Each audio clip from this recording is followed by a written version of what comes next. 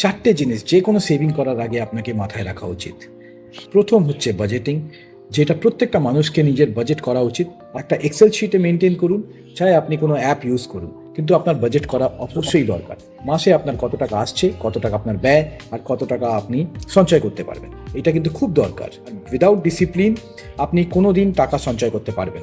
Second, আপনাকে আপনার খরচা ট্র্যাক করতে হবে। আপনি যদি আপনার খরচা যদি ট্র্যাক না করেন, যেটা আমাদের আজকালকার অভ্যেস হয়ে গেছে, অনলাইন স্ক্যান করা, যে কোনো জায়গায় অনলাইন আমরা স্ক্যান করে আমরা খরচা করি, আমরা ট্র্যাক করতে পারি না।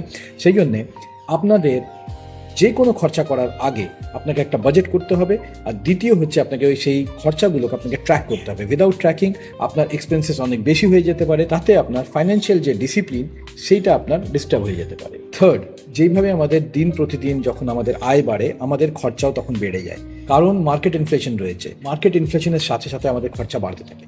কিন্তু প্রবলেমটা হয় তখন যখন আমাদের আয় বাড়ার সাথে সাথে আমাদের লাইফস্টাইল ইনফ্লেশন হয়ে যায়। ছোট ছোট দৈনিক খরচা যখন আপনার বেড়ে যায়, তখন আপনি দেখবেন আপনার খরচা অনেক বেশি বেড়ে গেছে।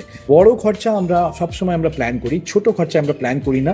ছোট খরচা যেহেতু আমরা ট্র্যাক করি না, সেই কারণে ছোট খরচার থেকে আমাদের বেশিরভাগ financial leakage start. Financial leakage মানে যতটা আপনার খরচা করার প্রয়োজন ছিল তার থেকে বেশি আপনি খরচা করে ফেলেছেন। আর ফোর্থ, যেটা সব থেকে বেশি ইম্পর্টেন্ট, প্রথমে সেভ করুন, তারপরে খরচা করুন। সেভ বিফোর স্পেন্ডিং, মানে খরচা করার আগে আপনাকে সেভিংসটা করে নিতে হবে। একমাত্র ফাইন্যান্সিয়াল ডিসিপ্লিন ফলো করেই আমরা একটা ভালো রিটায়ারমেন্ট কর্পাস তৈরি করতে পারি আর রিটায়ারমেন্ট প্ল্যানিং করতে পারি।